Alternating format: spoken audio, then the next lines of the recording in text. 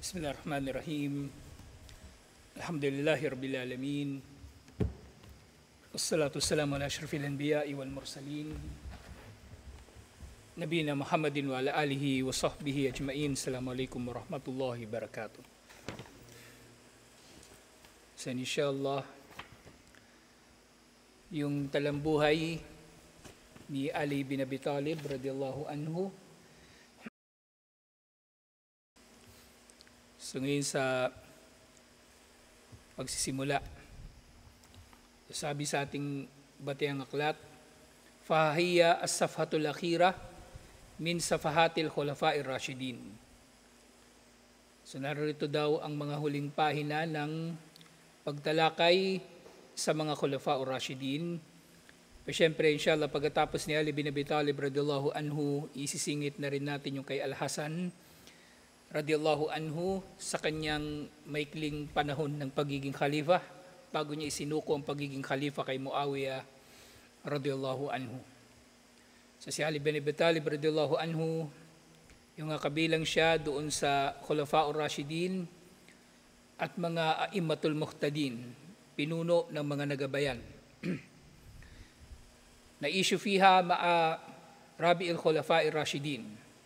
So ngayon inshallah ay kumbaga matatalakay na natin ang ikaapat sa kanila, wa ahadul asharatil mubasysyirin bil jannah, isa sa mga 10 na binigyan ng magandang balita ng pagpasok sa paraiso. Wa awwalu man aslama min as-sibyan, ang kauna-unahan na nagmuslim sa mga kabataan. Wa aqrabu al-khulafa'i nasaban min Rasulillahi sallallahu alaihi wasallam, siya ang pinakamalapit na kamag-anak ni Propeta Muhammad sallallahu alaihi wasallam sa 4 na ginabayang khalifa. Wa huwa ibnu ammihi, siya ay anak ng kanyang uncle, pinsan niyang buo. Wa yaltaqi ma'ahu fi jaddihi Abdul Muttalib, at ang common nila na ancestor si Abdul Muttalib. Wa huwa zawju ibnatihi Fatimah bint Muhammad, at siya rin ay asawa ng anak ni Propeta Muhammad sallallahu alaihi wasallam na si Fatimah. Innahu Abul Hasan, tunay na ito ay si Abul Hasan, ang kunya ni Ali bin Abi Talib radiyallahu anhu. So isa sa mga mahalaga na katangian ni Ali bin Abi Talib radiyallahu anhu, na siya ay ahadul ulama'il masyhurin. Siya ay isa sa mga kilalang ulama. Isa sa mga sahaba, kabilang sa kanila yung mga ulama, yung maalam, katulad halimbawa ni Zaid bin Thabit at iba pa. At nangunguna doon o kasama sa kanila, kabilang sa kanila, si Ali bin Abi Talib. So kabilang din siya doon sa mga zuhad al-ma'rufin, nakikilala sa pagiging matipid sa kanilang pamumuhay, sa kabila ng katotohanan na nasakop ng mga Muslim halos ang kabuuan ng mundo ng panahon nila. Hindi sila nagbuhay mayaman, hindi nagbuhay hari ang mga sahaba radhiyallahu anhum. At yun din, siya ay kabilang doon sa mga khutabaul madkurin, mga kinikilala na mga khutaba na pinakamaiinam na mangusap sa mga sahaba, batalul abtal, ang bayani ng mga bayani, wa farisul forsan, ang kabalyero ng lahat ng kabalyero, pinakamainam, pinakamagaling sa kanila. Wa mujandilu asyajaan, at nakikilala sa kanyang tapang sa pakikipagbuno. Wa hamilur rayati yawma Khaybar, siyang naghawak ng bandila ng mga Muslim sa araw ng Khaybar, li ta'dibi kulla jaban, upang pasiglahin ang sinumang naduduwag sa mga kasama nila nung panahon na yon. At ito nga'y walang iba si Ali, kundi si Ali bin Abi Talib radiyallahu anhu. Kaya nga, itong tinatalakay natin, alhamdulillah, so sila ang pinakamainam, walang duda, sa mga sahaba. At ang pagtalakay din natin na ito ay nagpapatunay na minamahal ng Ahlus Sunnah si Ali bin Abi Talib radiyallahu anhu, taliwas sa bintang ng mga Shia na nilalapastangan daw natin si Ali at ang Ahlul Bayt. Minamahal ng mga Muslim at ginagalang ng kumpletong paggalang higit pa sa pagmamahal at paggalang nila na mga Shia. Minamahal at ginagalang natin si Ali bin Abi Talib radhiyallahu anhu at ang Ahlul Bait radhiyallahu anhum nang higit pa sa pagmamahal at paggalang nila. Sila pag-aangkin lang upang bigyan ng justification ang kanilang pagdudulot na maging katambal ni Allah si Ali at ang kanyang pamilya, waliyadu billah. Si Ali bin Abi Talib radhiyallahu anhu turabba Ali bin Abi Talib fi baitin Nabi sallallahu alaihi wasallam. Isa sa mga pinaka-kainaman niya, si Ali bin Abi Talib ay lumaki sa mismong bahay, sa mismong tahanan ni Propeta Muhammad sallallahu alaihi wasallam. At yun nga na babanggit na natin ito nung nakaraan, si Abu Talib, marami siyang anak na kumbaga pinapalaki niya. Kaya si Propeta Muhammad sallallahu alaihi wasallam ay inampun na niya, kumbaga siya na ang nangalaga kay Ali bin Abi Talib radhiyallahu anhu. At si Al-Abbas, siya naman yung nangalaga kay Ja'far bin Abi Talib. Wadhalika qabla an-nubuwah. At itong kumbaga pangangalaga ni Propeta Muhammad sallallahu alaihi wasallam kay Ali bin Abi Talib ay nangyari bago pa man siya maging propeta. Kung naging propeta si Propeta Muhammad sallallahu alaihi wasallam sa edad niyang 40, si Ali bin Abi Talib ay kumbaga naging kumbaga sa panahon na yun na naging propeta si Propeta Muhammad sallallahu alaihi wasallam, ang edad niya ay mga 8 taon, ganun. Nauna pa rito ang pagsisimula ni Ali bin Abi Talib radhiyallahu anhu ng kanyang pagtira sa bahay ni Propeta Muhammad sallallahu alaihi wasallam. Sa iniulat ni Ibn Ishaq mula kay Mujahid bin Jabar rahimahumallah, kana min ni'matillahi ala Ali bin Abi Talib anna farishan asabathum azminatu shadida. Nakabilang sa mga biyaya ni Allah subhanahu wa ta'ala kay Ali bin Abi Talib radhiyallahu anhu ay ang matinding pagtuligsa o matinding pakikilaban sa kanila ng Quraysh. Matinding pakikilaban sa kanila ng Quraysh o pagtaliwas sa kanila ng Quraysh. Wa kana Abu Talib da'iyalin kathira. At sa panahon din nga na yun, napakaraming anak ni Abu Talib. Fatalaban Nabi sallallahu alaihi wasallam min al-Abbas wa kana min Aysari Bani Hashim an yukhaffifa an Abi Talib min iyalihi. So nag-usap si Propeta Muhammad sallallahu alaihi wasallam at si Al-Abbas. At si Al-Abbas at si Propeta Muhammad sallallahu alaihi wasallam, kahit uncle niya si Al-Abbas, halos magkasing edad lang sila. At si Al-Abbas, kumbaga siya yung malapit kay Propeta Muhammad sallallahu alaihi wasallam sa mga tao na kabilang sa Banu Hashim. At hindi mainam ang kalagayan ni Al-Abbas. Kumbaga, meron siyang kakayanan na suportahan. Yun nga, sa nalalaman natin si Ja'far ang kumbaga inaruga ni Al-Abbas radhiyallahu anhu. Fayakudu kullu wahidin minhuma wahidan min iyali Abi Talib. Nag-usap sila, nakukuha sila ng tig-isa sa mga anak ni Abu Talib. Fawafaqa al-Abbas, at pumayag si Al-Abbas. Nakukuha sila ng tig-isang anak ni Abu Talib para mabawasan ang kumbaga pasanin ni Abu Talib. Fantalaka hatta ataya Abu Talib. At pumunta silang dalawa doon hanggang sa nakarating sila kay Abu Talib.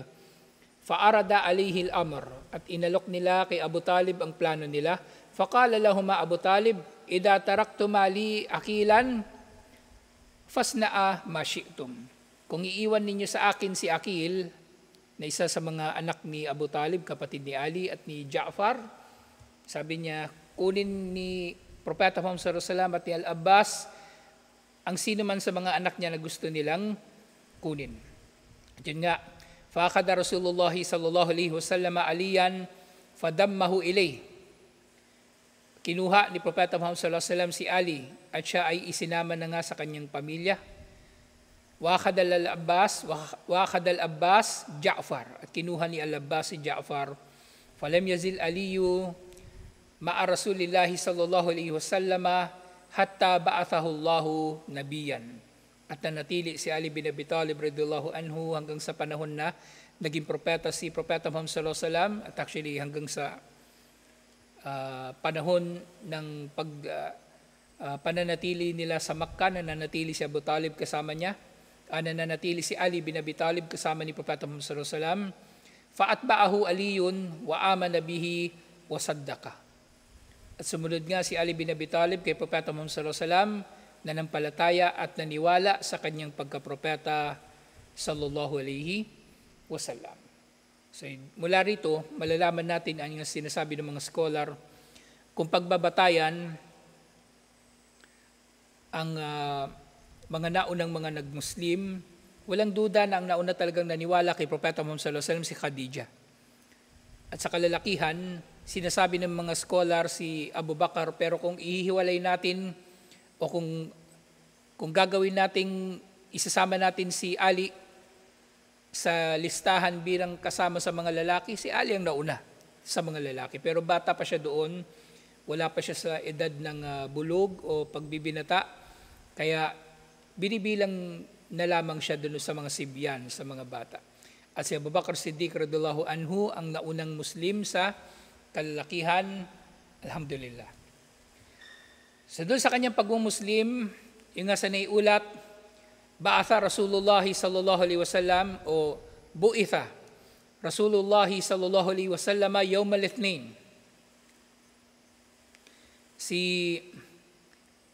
Propeta Muhammad sallallahu alaihi wasallam ay naging propeta araw ng Lunes. Araw ng Lunes. At yun nga sa naiulat mula kay Ali radhiyallahu anhu, waslamtu yawm al-arba'a. Yawm al-arba'a, Wednesday siya nagmuslim si Ali radhiyallahu anhu. Fahuwa awwalu man aslama minas sibyan. Siya ang kauna-unahan na nagmuslim sa kabataan, haythu kana fi thaminati min umrihi yawma aslama. Nang edad niya nung siya ay nagmuslim ay 8 taon. 8 taong gulang pa lamang si Ali nang siya ay nagmuslim radhiyallahu anhu. At yun nga, walisigari sannihi wa wujudihi fi baitin nabi sallallahu alaihi wasallam tarabba Ali bin Abi Talib ala mahasinil akhlaq. So dahil sa pagiging bata ni Ali bin Abi Talib at sa kanyang pagtira sa bahay ni Propeta Muhammad sallallahu alaihi wasallam, lumaki si Ali bin Abi Talib sa pinakamainam na asal. Lumaki siya, kumbaga sinasanay siya, dinidisiplina sa pinakamainam na asal. Falam takun lahu sabwa. At sinasabi nila sa paglaki ni Ali bin Abi Talib radhiyallahu anhu, hindi siya kailanman naging sabyano o pagano. Ito ibig sabihin, falam takun lahu sabwa. Kumbaga, hindi niya naranasan kahit kailan ang sumamba sa rebulto o gumawa ng iba't ibang mga gawaing pagsamba ng Quraysh. So bagaman ganito rin, si Abu Bakr Siddiq radhiyallahu anhu at Uthman bin Affan radhiyallahu anhu, matatanda na sila, pero si Ali hindi talaga siya nakaranas ng mga ganong karanasan. Dahil nung nag-Muslim siya ay bata pa siya. At bago pa siya maging Muslim, kasama siya palagi ni Propeta Muhammad sallallahu alaihi wasallam na umiwas din sa shirk, alhamdulillah. Walam ya'bud sanaman, si Ali bin Abi Talib radhiyallahu anhu, hindi siya sumamba kahit kailan sa rebulto. Walam yashrab khamaran, hindi siya uminom ng alak kahit kailan. Walam ya'rif tariqal lahwi wal khana. At si Ali bin Abi Talib radhiyallahu anhu, hindi siya natuto ng anumang uri ng bisyo o anumang kalapastanganan o kahalayan o kabastusan. Sumunod na nababanggit, yanamu fi firashin nabi. Si Ali bin Abi Talib radhiyallahu anhu, kabilang sa mga pinakamakasaysayan na nagawa niya, ay ang kanyang pagtulog doon sa higaan ni Propeta Muhammad sallallahu alaihi wasallam. Ito yung panahon na ng hijrah. So kung nagmuslim si Ali, 8 taon siya nung simula ng Ba'thah, 13 taon si Propeta Muhammad sallallahu alaihi wasallam sa Makkah. Sa 21 years old na siya nang nangyari ito. Wa fi yawmil hijra, sa araw ng hijra, nama Aliyu bin Abi Talib fi firashin Nabi. Natulog si Ali bin Abi Talib radhiyallahu anhu sa higaan ni Propeta Muhammad sallallahu alaihi wasallam, ma ilmihi bi khuturati dhalika, kahit nalalaman niya na delikado ang kanyang gagawin. Kasi nga pinagtatangkaan din ang buhay ni Propeta Muhammad sallallahu alaihi wasallam hanggang sa panahon ng hijra. So kung siya ay matutulog sa higaan ni Propeta Muhammad sallallahu alaihi wasallam, maaring siya yung mapapatay sa halip na si Propeta Muhammad sallallahu alaihi wasallam. Fal kuffaru khalfal bab yahmiluna suyufahum. At nangyari nga ng kuffar, sumalakay sila sa bahay ni Propeta Muhammad sallallahu alaihi wasallam at dala nila ang kanilang mga espada. Waqad azamu ala katli sahibi hadal firash. At sila ay nagdesisyon na patayin ang nakahiga sa higaan na ito. Walakin hayatuhu lam takun bi'a'azzi alayhi min hayati Rasulillahi sallallahu alaihi wasallam. So alam ni Ali ang panganib, pero ang buhay niya ay hindi mas mahalaga kay Propeta Muhammad sa buhay ni Propeta Muhammad sallallahu alaihi wasallam. Ibig sabihin, nakikilala niya na mas mahalaga ang buhay ni Propeta Muhammad sallallahu alaihi wasallam kaysa sa sarili niyang buhay radhiyallahu anhu. At ang dahilan din nito na naiwan si Ali bin Abi Talib radhiyallahu anhu sa Makkah matapos na nauna nang naghijra si Propeta Muhammad sallallahu alaihi wasallam ay upang isauli sa mga tao ang anumang ipinagkatiwala kay Propeta Muhammad sallallahu alaihi wasallam na kung ano-anong mga gamit. So lahat ng ito ay isinauli ni Ali bin Abi Talib radhiyallahu anhu. Pag-alis ni Propeta Muhammad sallallahu alaihi wasallam, tiniyak niya na naisauli muna lahat ito bago pa siya sumunod kay Propeta Muhammad sallallahu alaihi wasallam doon sa hijrah. Alhamdulillah. Nainga, walang mahajara alaihi salatu wassalam ilal Madinah, nang naghijra na si Propeta Muhammad sallallahu alaihi wasallam, amara aliyan an yuqima ba'dahu bimakkah hatta yuaddi anhu amanatal wada'i wal wasayah allati kanat indan nabi sallallahu alaihi wasallam. So inutusan niya si Ali na manatili sa Makkah ng mga ilang araw upang maisoli muna ang lahat ng ipinagkatiwala at ibinilin sa kanya.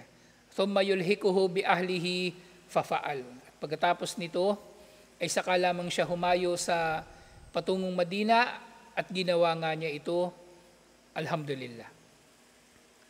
So doon sa mga makasaysayan na kinasangkutan ni Ali bin Abi Talib radhiyallahu anhu, yung unang-una nga sa kanyang mga pagdalo sa mga labanan, inshallah, Shahida Aliyun Badran. Si Ali ay nakasama doon sa Badar. So doon sa Badar, siya ay mga 23 years old na. Wakanat lahul yad al-bayda fiha. So doon sa labanan sa Badar, siya yung tinutukoy dito na yadul bayda, na siya yung kauna-unahan kumbaga sa kanila na lumaban. Actually kasama siya doon sa 3 Muslim na nakipagduelo doon sa Badar. Wa shahida Uhudan, at kasama siya doon sa Uhud. Wa kana ala al-maymanati wa ma'ahu raya ba'da Mus'ab bin Umair. So doon sa Uhud, si Ali bin Abi Talib ang nandoon sa kanan na bahagi ng hukbo ng mga Muslim, at matapos na mapatay si Mus'ab bin Umair na may bitbit ng bandila ng mga Muslim, sinalo ito ni Ali bin Abi Talib radhiyallahu anhu, at siya na ang nagdala ng bandila ng mga Muslim sa Uhud. Wa shahida yawm al-Khandaq, at siyempre naroon siya sa araw ng Khandaq. Fakatala yawma idin Farisul Arab, at doon sa Khandaq ay nakilala si Ali bin Abi Talib radhiyallahu anhu sa pagpatay niya sa isa sa mga pinakamahusay na kabalyero o mandirigma ng Quraysh. Wa ahadu syad'anihim al-mashahir, isa sa mga pinakakilala sa mga matatapang ng Quraysh, si Amr bin Wud al-Amiri. Ang pangalan ng Quraysh na ito, si Amr bin Wud al-Amiri. Wa shahida al-Hudaybiyah. At din nandun din si Ali bin Abi Talib sa Hudaybiyah, at actually siya yung tagasulat ni Propeta Muhammad sallallahu alaihi wasallam. Pero balikan natin ng konti itong si Amr bin Wud al-Amiri. So si Amr bin Wud al-Amari doon sa Kandak, so hindi nga makatawid ang Quraysh mula doon sa hinukay ng mga taga-Madina. Pero si Amr bin Wud sa kanyang husay sa pangangabayo nakagawa siya ng paraan na makatawid kasama yung ilan sa kanilang mga kasama. At doon sa duelo na yon, nagkaharap si Ali at si Amr bin Wud.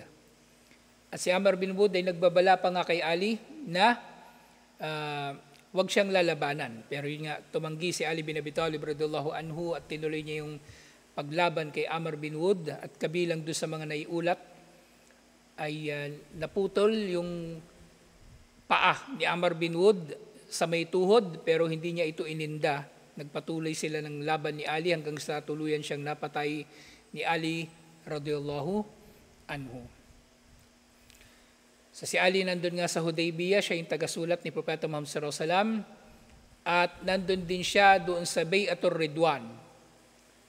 Yung Bay'atul Ridwan, ito yung bay'ah bago ang Hudaybiyah. At yun din, nandun siya sa Khaybar at siya nga pinuno ng Khaybar. Wakanat lahu biha mawakifu haila. At doon nga sa Khaybar ay nagkaroon siya ng mataas na antas. Wa masyahidu ta'ila. At mga kagilagilalas na mga nakamit. Fafatahallahu ala yadayhi. At dinulot ni Allah na masakop ng mga Muslim ang Khaybar sa pamagitan ng kanyang pamumuno. Wakatala Marhaban al-Yahudi. At napatay niya si Marhaban, yung isa sa mga pinuno o mandirigma ng mga Hudyo doon sa Khaybar. Alhamdulillah.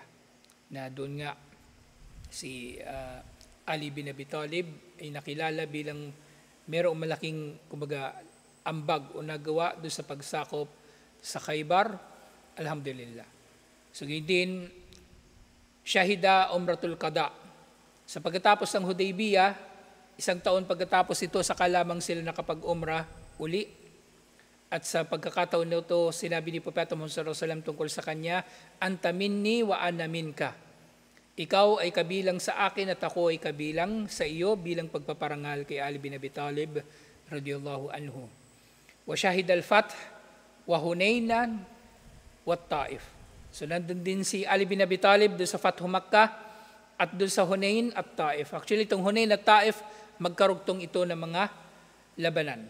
Wakatala fi hadihil masyahid kitalan kathiran. At sa mga labanan na ito ay maraming naiulat na napatay si Ali bin Abi Talib ng mga kalaban. Wa'tamara minal ja'rana ma'a Rasulillahi sallallahu alaihi wasallam. At yun nga, si Ali bin Abi Talib radhiyallahu anhu ay kabilang din doon sa mga nakasama ni Propeta Muhammad sallallahu alaihi wasallam sa umrah mula doon sa Ja'rana, alhamdulillah. At doon sa iba pang nakasama siya doon sa mga labanan, wa ba'athahu Rasulullah sallallahu alaihi wasallam amiran wa hakiman alal Yaman. Sa pinadala din siya ni Propeta Muhammad sallallahu alaihi wasallam bilang pinuno ng mga Muslim doon sa Yemen, wa ma'ahu Khalid bin al-Walid. At kasama niya si Khalid bin al-Walid bilang tauhan lang niya. Thumma wafa Rasulullah sallallahu alaihi wasallam amu hajjatil wada ila Makkah. At doon sa Hajjatul Wada, yung huling hajj ni Propeta Muhammad sallallahu alaihi wasallam, kasama rin si Ali bin Abi Talib radhiyallahu anhu, wasaka ma'ahu hadyan. At si Ali ay yung nagdala ng kanilang katayang hayop, wa ahalla kaihlalin Nabi sallallahu alaihi wasallam. Wa asyraqahu fi hajjihi. Yung dala nilang katayang hayop ay magkasalo sila si Propeta Muhammad sallallahu alaihi wasallam doon sa kanilang haji. So maaring tinutukoy dito, ang kinatay kasi nila ay camel o kaya baka. Wastamarra ala ihramihi. At pagkatapos ito ay nagpatuloy siya sa kanyang ihram. Wanahara hajihima ba'da faragi nusukihima. At pagkatapos nung kanilang ihram, o pagkatapos silang magkatay, kasi tinutukoy dito, sila ay nagsagawa ng hajj At habang nag-hajj sila, dala na nila yung mga katayin. Pero hindi pa sila nagkakatay, so syempre nandun pa sila sa ihram. At pagkatapos sila magkatay, ay saka lamang sila nawala doon sa kalagayan ng ihram. Alhamdulillah, katulad ng kung paano ginagawa ang hajj sa mga napagtibay na mga hadith mula kay Propeta Muhammad sallallahu alaihi wasallam. Ang marami doon ay mula nga sa mga hadith na naiulat ni Ali bin Abi Talib radhiyallahu anhu. Alhamdulillah. So tutuloy natin ito inshallah. At yung sumunod na usapin ay napakahalagang usapin. Hal awsan Nabi sallallahu alaihi wasallam li Ali bi khilafatin. Meron ba talagang bilin si Propeta Muhammad sallallahu alaihi wasallam na si Ali ang magiging khalifa? Matatalakay natin susunod inshallah. Assalamualaikum warahmatullahi wabarakatuh.